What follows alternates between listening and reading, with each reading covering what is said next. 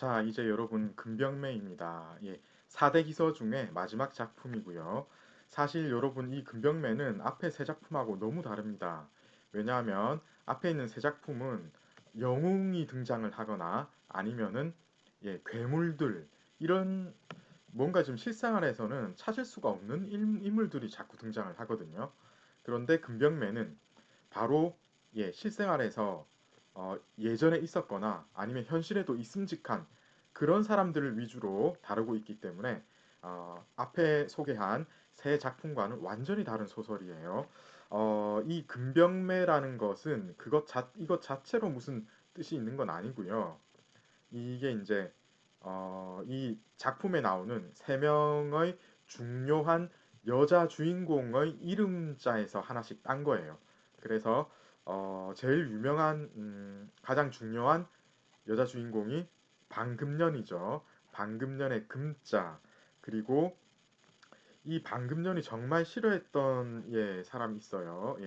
이병아라고 여섯 번째 첩인데 방금년이 다섯 번째 첩이고 서문경의 여섯 번째 첩인 이병아의 병자 그리고 방춘매의 매자 이렇게 해서 그 세 사람 가운데 방금년의 금, 이병아의 병, 방춘매의 매, 가운데 이거는 이제 끝에 글자를 따서 금병매라고 이름을 이렇게 이제 제목을 붙였는데 이게 일치된 어떤 의견은 아니지만은 많은 사람들이 또 이렇게 이야기를 합니다. 이 금자는 돈, 그죠? 여러분 아시겠죠? 돈, 쇠금자니까 돈이고 이 병자는 술에 따라서 술을 병에 담으니까 이 술을 상징하고 맷자는 이게 이제 꽃이니까 여자를 상징한다. 그래서 금병매가 주로 다루는 소재가 돈과 술과 여자 여기에 이제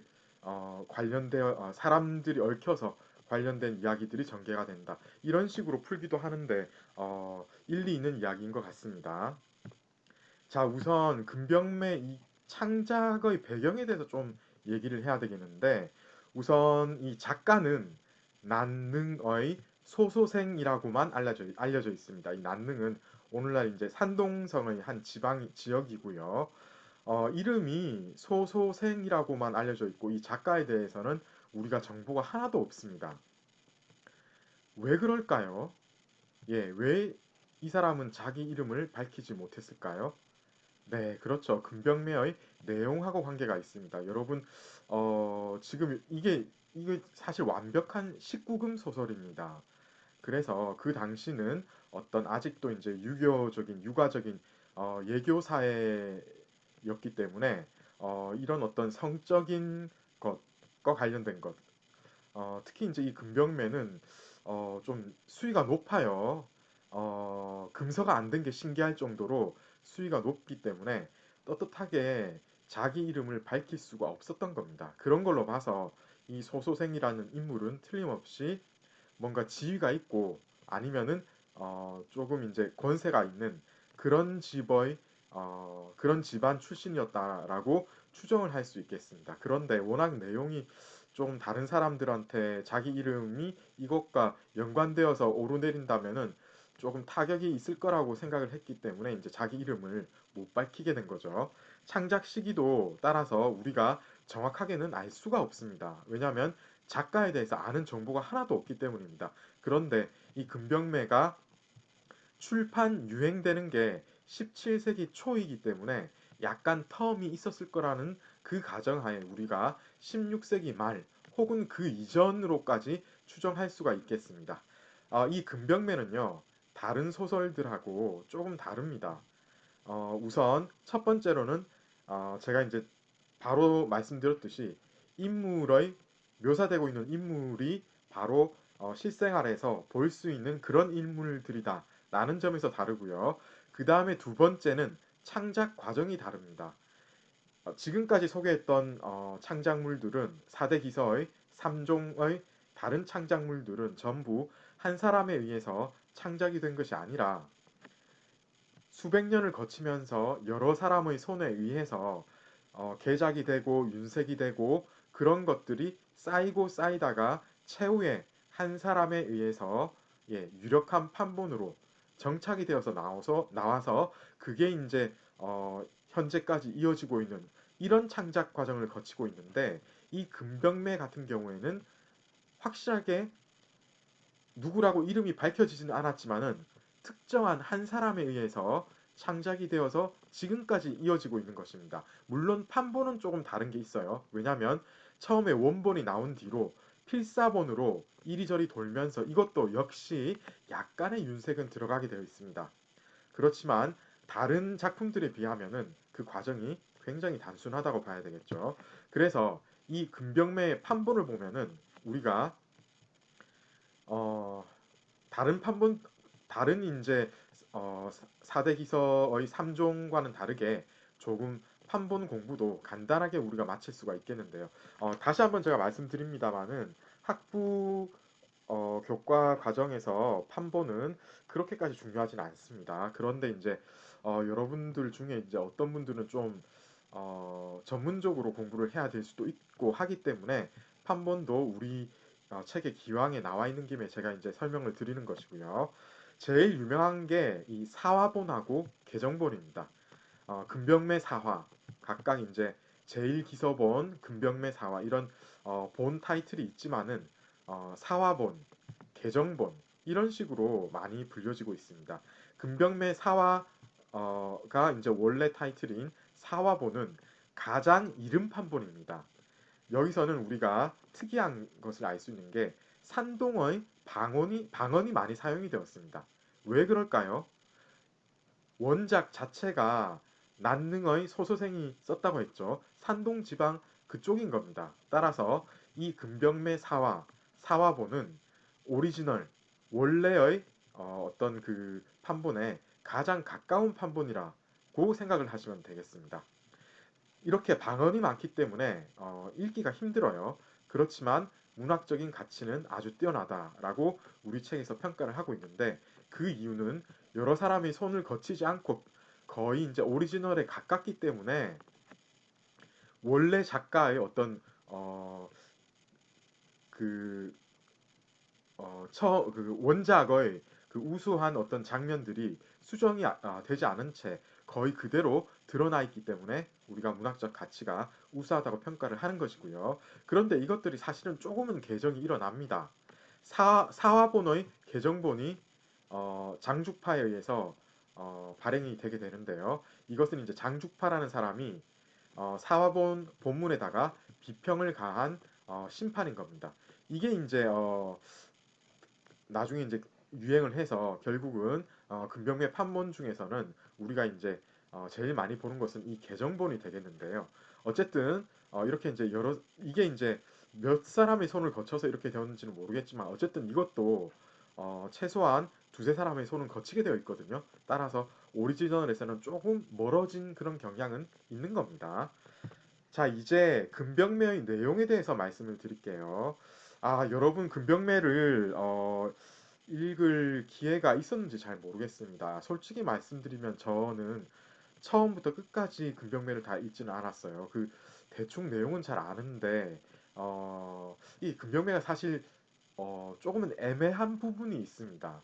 무엇인가 하면은 음, 이 금병매가 정말로 요새까지 인기를 끌려면은 이 금병매에 나오는 어떤 내용이 지금 현재 나오는 그 19금에 해당하는 것들을 능가하거나 그런 장면이 있어야 되겠는데, 여러분 이게 어쨌든 이제 예전에 나온 거잖아요. 그러다 보니까 아류작이나 아니면 요새는 또 다른 어떤 기상천외한 남녀 간의 어떤 설정과 여러 가지 이제 어, 세부적인 묘사를 통해서 부분적으로는 금병매를 넘어선 오락면에서입니다. 순수 오락의 측면에서는 금병매를 넘어선 그런 작품들이 아무래도 이제 등장을 했기 때문에 이 금병매가 제대로 인기를 끌 수 있는 어떤 그 요인이 약간은 좀 약해진 그런 게 좀 있습니다. 그런데 실제로 이 금병매는 여러분들이 한번 읽어보시면은 놀랄 수 있을 거예요. 그 정도로 수위가 너무 높습니다. 이것을 거기에 나오는 그대로 아마 이제 시각적인 효과로 시각 매체로서 이것을 만들어낸다면은 제대로 보기가 힘들 정도일 거예요. 거의 이제 19금 중에서도 가장 어, 예, 가장 수위가 높은 뭐 그 정도 수준이라고 봐야 되겠는데 변태적인 장면도 많이 나오고 그렇거든요. 그리고 굉장히 사람을 죽일 때도 좀 잔인하게 죽이는 이런 장면들도 많이 나오고 한마디로 그야말로 19금의 그 당시 어떤 상황으로 봐서는 이거 이상이 상상이 안 될 정도로 가장 수위가 높았던 그런 작품이었어요.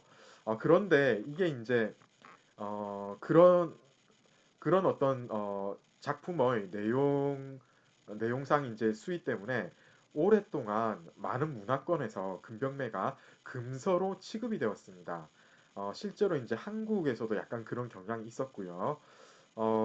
이게 이제 한국에서는 이 금병매를 소재로 성인 만화 혹은 이제 각색한 성인 소설 등으로 어, 만화 대본서 같은 데서 많이 이제 후속 작품 그러니까 이제 개작 작품이나 아니면은 작가가 이 금병매의 어떤 조금 재밌는 에피소드만 따로 떼어서 다룬다든지 해서 그 2차 창작으로도 많이 이제 유통이 되었거든요. 이제 제가 이 금병매를 접한 것도 그런 어, 처음 처음 접한 것도 오리지널이 아니고 그런 2차, 3차 창작품들을 좀 접했던 것 같아요.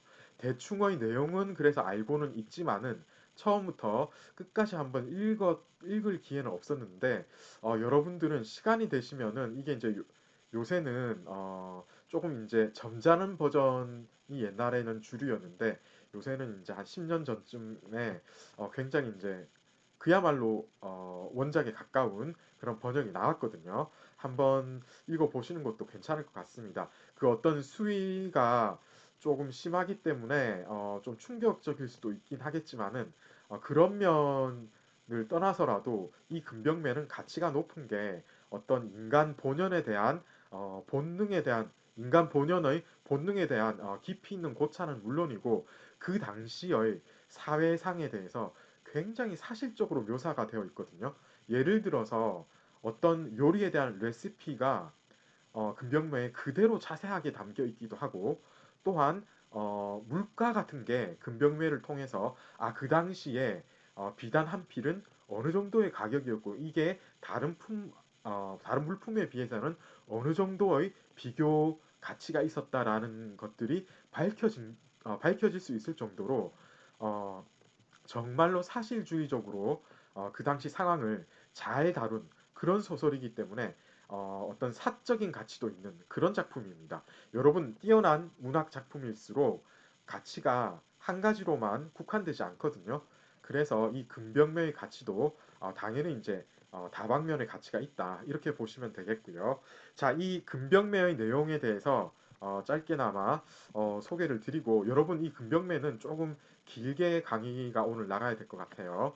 이해를 좀 하시고요. 이 관련 출처가 있습니다. 지난번에도 잠깐 말씀을 드렸듯이 이 금병매는 이 소소생이라는 사람이 전체 틀 자체를 자기가 완전히 지은 건 아니고요. 수호전에 이제 무송에 관계된 부분, 무송이 수호전 23회부터 27회 전반에 걸쳐 가지고 서문경하고 방금년이 점을 통하고 무송이 이들의 어떤 이 약간 폐륜적인 인간관계를 계속해서 지속해 나가는 이 사람들의 어떤 그 폐륜적 행위를 예, 더 이상 두고 볼 수 없어가지고 무참히 살해를 하거든요.